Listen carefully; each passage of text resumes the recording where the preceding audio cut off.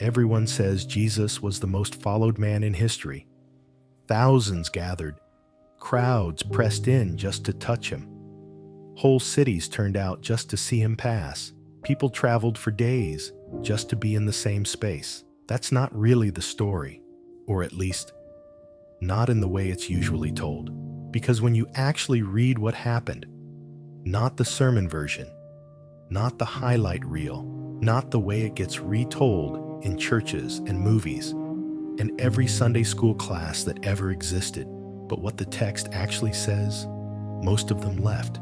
Not eventually, not at the end, not after everything fell apart. Throughout, and almost nobody talks about what that felt like, what it actually felt like to be the person everyone was looking at and nobody was really seeing. There's this moment in John's Gospel, chapter 6. Jesus has just fed 5,000 people with bread and fish. Not a little bread, not a symbolic amount, enough to feed a small city. The crowd is buzzing. People are amazed. They're energized. Some of them want to grab him and make him king right then and there. Not metaphorically. They literally want to crown him and start a revolution. And then he starts talking. He says, you have to eat his flesh, drink his blood, not as a metaphor, not as something poetic to think about, not as something to unpack in a theology class later. He says it plainly. He says it directly. He says it looking at them. And then, here's the thing. When he feels the room shift, when he senses people pulling back, when the energy changes, he doesn't soften it. He doesn't say, well, what I really meant was, he doesn't find a gentler way to say it. He goes further into it. He makes it more direct, more specific. He lets it land exactly where it's going to land. He chooses the truth over the crowd. And the text just says, many of his disciples walked away. No argument. No big dramatic confrontation. No one standing up and saying, this is wrong, and laying out why. They just stopped following. They walked out, quietly, simply. And Jesus turns to the 12, the ones still standing there, and says, do you want to leave too? That line, that's the whole video. This wasn't some unknown street preacher. He had just fed 5,000 people in front of them. Some of those same people were in the room when he said the thing that made them leave. They had literally watched something impossible happen, and it still wasn't enough. Not when it cost them something. This was a world where people understood exactly what it meant to say what he said. It wasn't abstract. It wasn't a thought experiment you could file away and come back to later when it was convenient. In that culture, in that time, what he said was deeply unsettling. The kind of thing that made people look at each other and decide this wasn't worth it. And he knew that. He knew exactly what it was going to do. And he said it anyway. It wasn't dramatic yet. It was just uncomfortable. The kind of uncomfortable that doesn't make good stories. The kind that just quietly changes things. The disciples weren't just listeners. They weren't fans. They weren't people who showed up on weekends. They lived with him. They walked with him for years. They left everything, jobs, families, homes, futures, to follow this one person around. And they still didn't understand what he was saying. Not once. Not really. Every time he told them something was coming, something important, something that actually mattered, they changed the subject. He told them he was going to die. Not eventually, soon. He said it clearly, directly, and they started arguing about who would sit closest to him in the kingdom. He said it again, same thing. They didn't hear it. A third time, same thing. The text doesn't frame this as them being cruel. It doesn't say they were plotting against him. It doesn't make them into villains. They just couldn't hear it. They had already built a version of him in their heads. The leader, the king, the one who was going to fix everything, the one who was going to make the world right. And anything he said that didn't fit that version just didn't land. It slid off. It didn't register. It was like he was speaking in a language that looked like their language, but meant something completely different. That's not a betrayal. That's something quieter. And in some ways, harder to sit with. There's another moment that shows this even more clearly. A rich man comes to him, sincere, respectful, asks what he needs to do to have eternal life. And Jesus looks at him and says, "Sell everything you own, give it away, and follow me." Not give some of it, not when you have a chance, everything. And the man walks away sad because he had a lot, and letting go of it was too much. Jesus doesn't chase after him, doesn't say, "Wait, let's talk about this," doesn't find a middle ground. He just watches him go. And then he says something to the disciples that sounds almost like he already knows this is how it's always going to be. He says, "It's easier for a camel to pass through the eye of a needle than for someone who has everything to let go of it." Not because having things makes you evil, because having things gives you reasons to stay in the world the way it is. And that's what keeps people from hearing what he's actually saying. Imagine knowing something, really knowing it, the way you know your own name, and spending years, not days, not weeks, years, trying to say it out loud to the people you chose to say it to, the people you walked with every day, the people who saw everything you saw, the people you told again and again, and they can't hear it. Not because they're stupid, not because they don't care. Some of them care deeply. Some of them would say they'd die for you. But because it doesn't fit into anything they already believe about how the world works, because hearing it would mean letting go of the version of things they've already built, the story they tell themselves about what's happening, about what matters, about what they're all doing together. And most people would rather keep the story than hear the thing that breaks it, even when the thing that breaks it is the most important thing anyone has ever said. That's the part nobody sits with. On the outside, it looked like a movement, crowds, miracles, a teacher people came from miles to see, the kind of figure that changes civilizations, the kind of person who, thousands of years later, has billions of people saying their name. But underneath, he was alone in every room he entered, surrounded, not understood, followed, not followed. There's a difference, and almost nobody notices it. He never married, never had children, never owned property, never built a home. The text actually says this directly. Foxes have dens, birds have nests, but the Son of Man has no place to lay his head. This wasn't poverty forced on him. This wasn't bad luck. This was someone who refused to root himself in the things that make people feel like they belong somewhere. His own family thought he had lost his mind. They came looking for him, worried about him, wanting to take him away from what he was doing. They thought he was embarrassing them. Dangerous, unstable. When someone told him his mother was outside and wanted to speak to him, he didn't go. He didn't even go out to see her.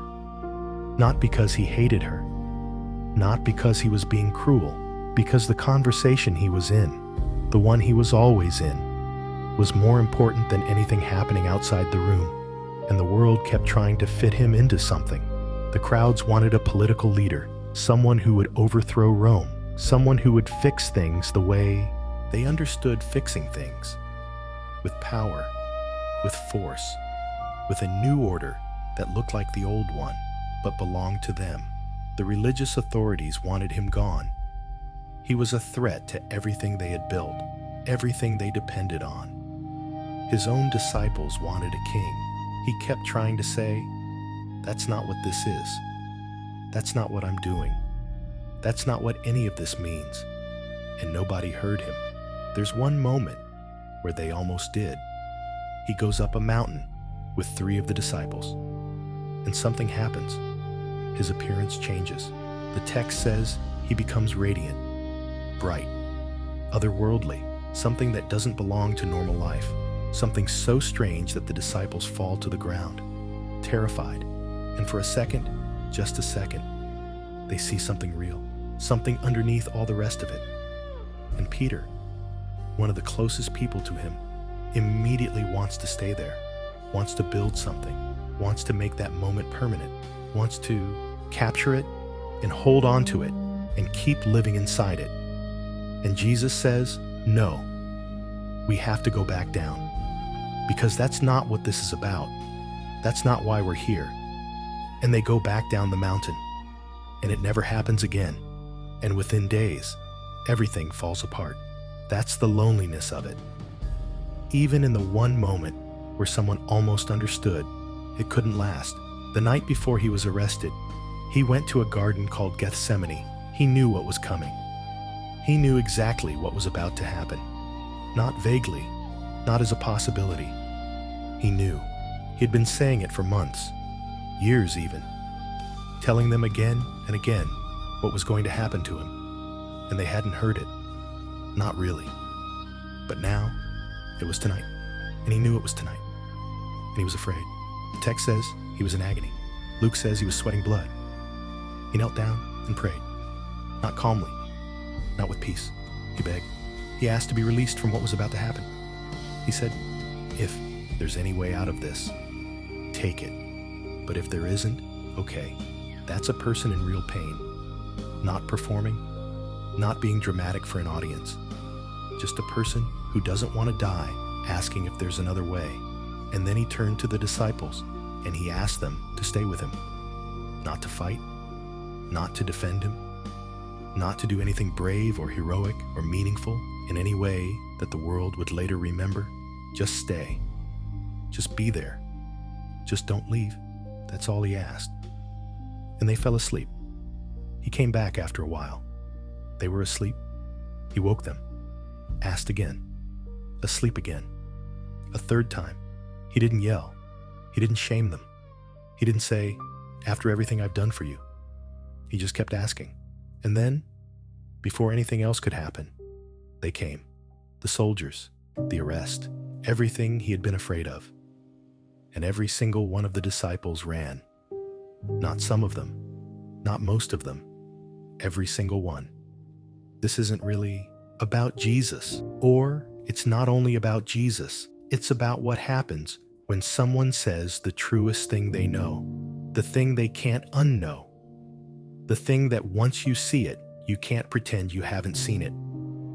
And the people closest to them aren't ready to hear it. Not because they're bad people, not because they don't love the person saying it. Sometimes because they love them, sometimes because they want to protect them, sometimes because they want to protect themselves. But mostly because staying means changing something they don't want to change, because the truth being offered doesn't fit the life they've already built, the relationships they've already made, the version of the world they've already decided to live inside.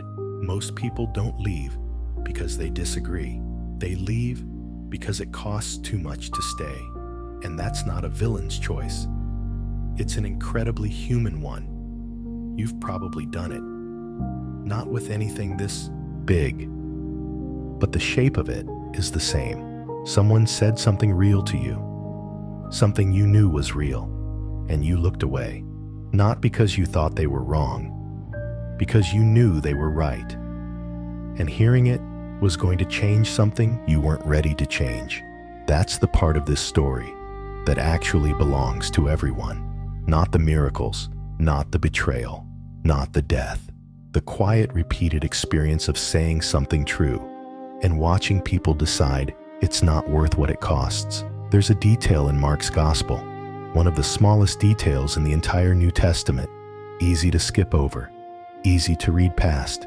Nobody preaches on it. Nobody makes movies about it. When the soldiers came to arrest Jesus in the garden, everyone ran. The disciples, the followers, everyone.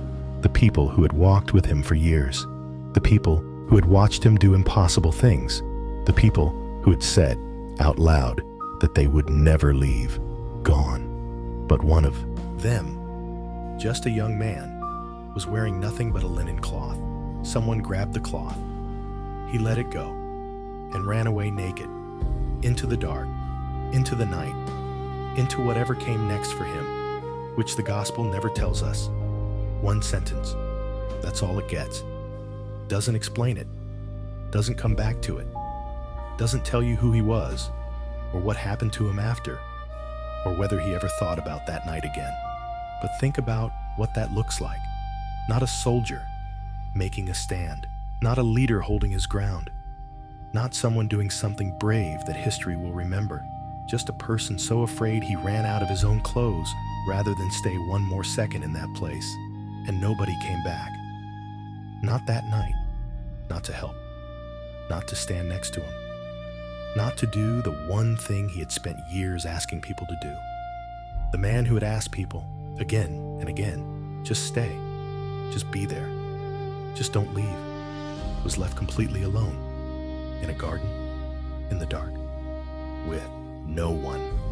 When people talk about Jesus, the powerful figure, the world-changing teacher, the most followed man in history, the one whose name is said more than any other name that has ever existed, I keep coming back to that moment in John.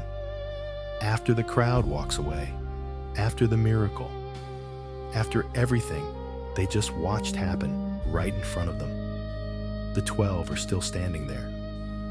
And he looks at them and says, "Do you want to leave too?" He already knows. The answer might be yes. He's watched it happen before. He's watched it happen again and again. Someone hears something true, something real, something that changes the shape of everything if you actually let it in. And then they look at what it's going to cost, and they decide it's not worth it. And they go back to whatever they were doing before, to the life that was already built, to the story that already made sense. And he keeps going, keeps saying it, keeps standing in the room where people keep walking out, not because he doesn't notice, he notices. Not because he thinks they'll stay. He knows most of them won't. He keeps going because the thing he's saying is still true, whether anyone is listening or not, whether it costs him everything or not, whether anyone stays, because that's usually where the real story is. Not at the miracle, not at the crowd, not at the part everyone remembers, but right after. When you find out who actually stays,